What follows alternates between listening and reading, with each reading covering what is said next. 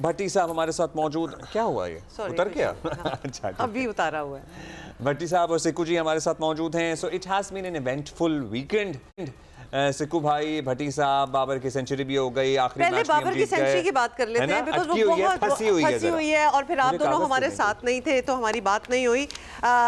सिकंदर, आप सबसे पहले बताएं योर थॉट्स आफ्टर इयर्स ही हम कहेंगे कि ये हमने बाबर की सेंचुरी देखी है। देखिए, सबसे अच्छी बात तो आपने ये की दोनों बच्चों को टीवी पे लिया है। Very well done sir. मैं कहूँगा कि बहुत ही अच्छा किया। मैं एक्सपेक्ट नहीं कर रहा था कि आप इन बच्चों को वहां से सुबह उठवा देंगे।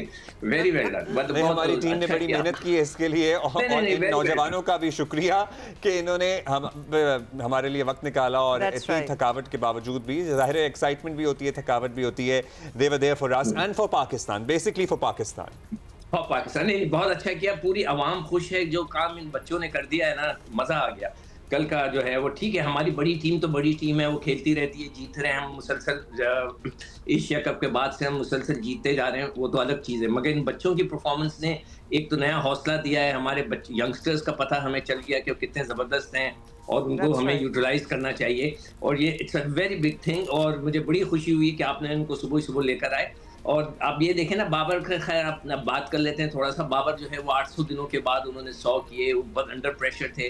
एक परसों उनके 100 करने से एक दिन पहले मैं और दानिश जब प्रोग्राम कर रहे थे, हमने यही कहा था कि यार ये इतना बड़ा प्लेयर है हमारा, इतना इंपॉर्टेंट प्लेयर है, इसको क्या हो गया है, कम से कम थोड़ी सी काउंसलिंग करवा दें।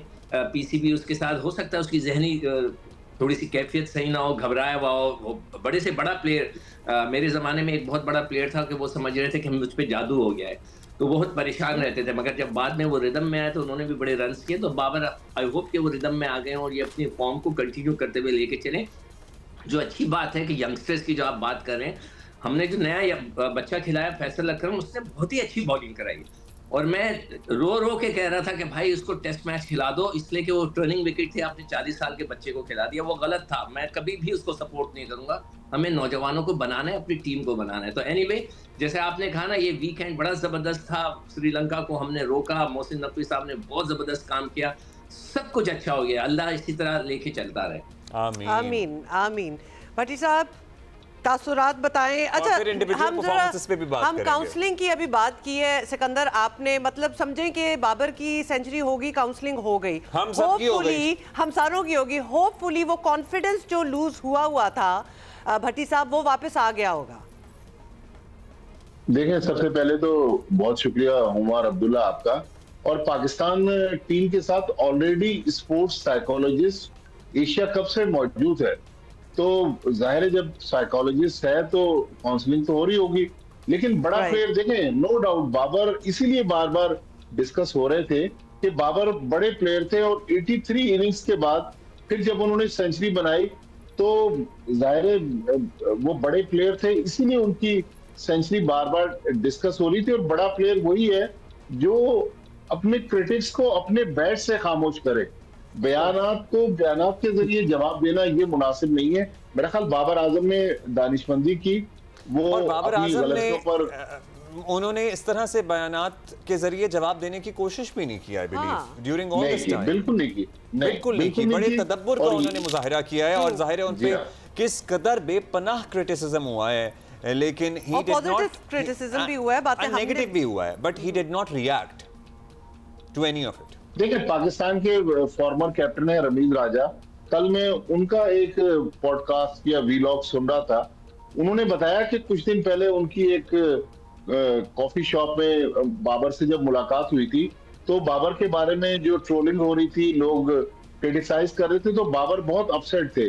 तो कहने लगे कि यही मैंने भी बाबर को मशवरा दिया था कि अपनी परफॉर्मेंस से अपने क्रिटिक्स को खामोश करो।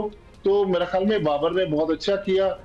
उम्मीद यही है, अब चूंकि T20 वर्ल्ड कप अब तकरीबन 2.5 महीने दूर है पाकिस्तान का, ये तो वनडे सीरीज थी, लेकिन हम बाबर को वो किंग बाबर देखना चाहते हैं। कल भी वो अच्छा खेलते स्पिनर पर आउट हो गए, तो उम्मीद है कि बाबर इस फॉर्म को कंटिन्यू करेंगे। रिदम में लग रहे थे कल भी सिकंदर, कल भी जो 2-4 शॉटें उन्होंने मारी थी उसमें मजा, मतलब एंटरटेन हो रहे थे। नहीं, और उनका लेवल ऑफ कॉन्फिडेंस भी, मतलब he was enjoying his own play as well.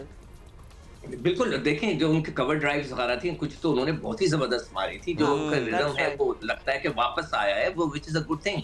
मगर मैं यहाँ पे सारे खिलाड़ियों को ये बात करूंगा कि देखें, जब आप पाकिस्तान से खेलते हैं तो आपकी प्राइवेट लाइफ भी खत्म हो जाती है। लोग इस बात पे भी क्रिटिसाइज करते हैं कि जी आप चाय कैसे पी रहे थे, खाना कैसे खा रहे थे, इन चीजों पर भी क्रिटिसाइज कर रहे थे, वो क्या खा रहे थे, क्यों खा रहे थे, ये सब कुछ होता है इसलिए कि you are a public figure, you are a star.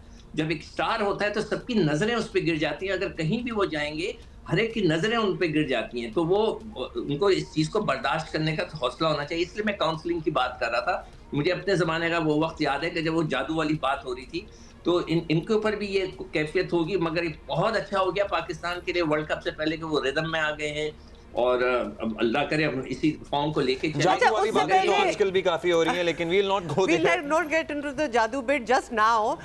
लेकिन let's talk about the try। जी सिकंदर, ट्राई नेशन सीरीज की भी बात कर लें। हाँ, बहुत जबरदस्त जीत गए हम लोग, बहुत अच्छा हो गया। देखें, ये कॉन्फिडेंस लाने वाली बात है ना, कि जैसे कि बाबर ने 100 की, उसको कॉन्फिडेंस आ गया।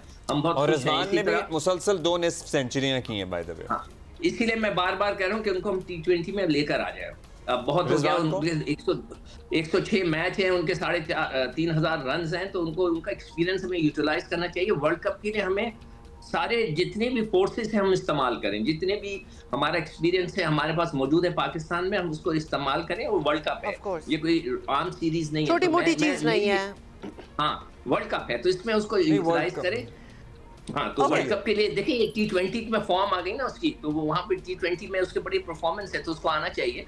तो लेट्स सी क्या होता है। चलिए, we are talking about Sikandar, we are talking about the world cup, लेकिन उससे पहले कुछ और मरहले हैं ना, जैसे कि एक टीम आके बैठी हुई है अभी इस्लामाबाद में जिम्बाब्वे की, so it's starting tomorrow. Practice है ना, हमारा प्रैक्टिस के तौर पे हम इस्तेमाल करेंगे ना, तो ये इट्स अ गुड थिंग। ये हमारी प्रैक्टिसें हो रही हैं वर्ल्ड कप के लिए, तो वो उनका भी हमें शुक्रिया अदा करना चाहिए कि वो भी इस हालात में जो क्रिएट किए गए थे उसके अंदर वो आए। हमें जिम्बाब्वे का भी शुक्रिया अदा करना चाहिए। एब्सोल्युटली, जिम्बाब्वे का भी तहे दिल से शुक्रिया, श्रीलंका का भी तहे दिल से शुक्रिया। भट्टी साहब, तो वी आर ऑल सेट, मतलब हम बहुत ही ज़बरदस्त पोजीशन में हैं इस वक्त। हमने माशाल्लाह मतलब ये सीरीज़ जीती, इससे पहले साउथ अफ्रीका वाली जो ODI सीरीज़ थी वो जीती थी। हम अगर तो पिक एंड चूज़ होने, खैर हम तो वैसे ही हमारे फेवरेट हैं, लेकिन Pakistan is the favourite right now अगर इस ट्राई सीरीज़ में देखा जाए between Sri Lanka, Zimbabwe and Pakistan. बिल्कुल हुमा, पाकिस्तान फेवरेट है ट्राई सीरीज में, लेकिन T20 ऐसा फॉर्मेट है कि 4-5 ओवर में मैच एक तरफ चला जाता है, 4-5 ओवर में दूसरी तरफ चला जाता है। जिम्बाब्वे वो टीम है, अगर आपको याद हो 2022 का जो T20 वर्ल्ड कप था ऑस्ट्रेलिया में, जिसमें हम फाइनल हारे थे, उस टूर्नामेंट में जिम्बाब्वे ने पाकिस्तान को ग्रुप मैच में हरा दिया था। तो मेरा ख्याल में अच्छा मुकाबला होगा। पाकिस्तान अब जो भी T20 की लाइनअप फाइनल करना चाहता है, चूंकि वर्ल्ड कप बिल्कुल सर पे आ गया है, तो उन लड़कों को ट्राई कर ले, क्योंकि अब पाकिस्तान के पास तैयारी के लिए बहुत ज्यादा चांस है नहीं। लेकिन एक और चीज, हम T20 की भी बात कर रहे हैं, वनडे की भी बात कर रहे हैं। कुछ दिन पहले हम टेस्ट मैच हारे थे साउथ अफ्रीका से, तो लोगों ने उस वक्त बहुत क्रिटिसाइज किया था कि साउथ अफ्रीका पाकिस्तान को हरा के पाकिस्तान में चला गया, लेकिन साउथ अफ्रीका ने कल जो ईडन गार्डन्स कलकत्ता में भारत के साथ कर दिया, तो साउथ अफ्रीका को बात कर लेते हैं। भट्टी साहब जरा ब्रीफ दे दें कि साउथ अफ्रीका ने भारत को 30 रन से मात दी है। मैच का फैसला एक्चुअली तीसरे दिन ही हो गया और 1-0 की बढ़तरी भी हासिल हो गई साउथ अफ्रीका को। मैच में कंट्रोवर्सीज भी काफी हुई, फिर आपको पता है गालम गलोच की भी शिकायत रही, और ये सब कुछ भी चलता रहा। भट्टी साहब देखिए, अगर और कोई टीम होती तो अब तक तो ICC इंटरवीन करता और बुमराह और पंत जो थे उनको फाइन हो जाता, लेकिन चूंकि वहां पर ICC पूरा इंडियन डोमिनेटेड है। मुझे याद है शाहिद आफरीदी का 2006 या 7 का एक वाकया था, जब मैच रेफरी ने शाहिद आफरीदी को चार्ज नहीं किया। उसने कहा कि मैंने नहीं देखा कि शाहिद आफरीदी ने तमाशाई के साथ बदतमीजी की थी। तो जो मैल्कम स्पीड थे ICC के CEO, उन्होंने इंटरवीन किया, उन्होंने हियरिंग करके शाहिद आफरीदी को 5 मैचों के लिए बैन किया। तो यहाँ तो अगर मैच रेफरी रिची रिचर्डसन को वो अल्फाज समझ में नहीं आ रहे थे जो इंडियन प्लेयर्स अदा कर रहे थे, तो जो ICC के CEO है संजोग गुप्ता, वो तो इंडियन है, उन्होंने तो समझ लिया होगा कि वहां क्या गुफ्तगू हो रही थी।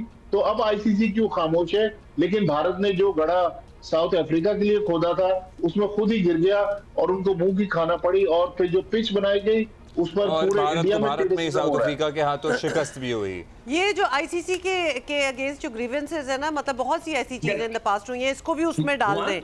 बहुत शुक्रिया, थैंक यू जी, बहुत शुक्रिया। तो लिहाजा हदफ जो है ना इंडिया के लिए वो 124 था और 30 रन थे और वो हार गए।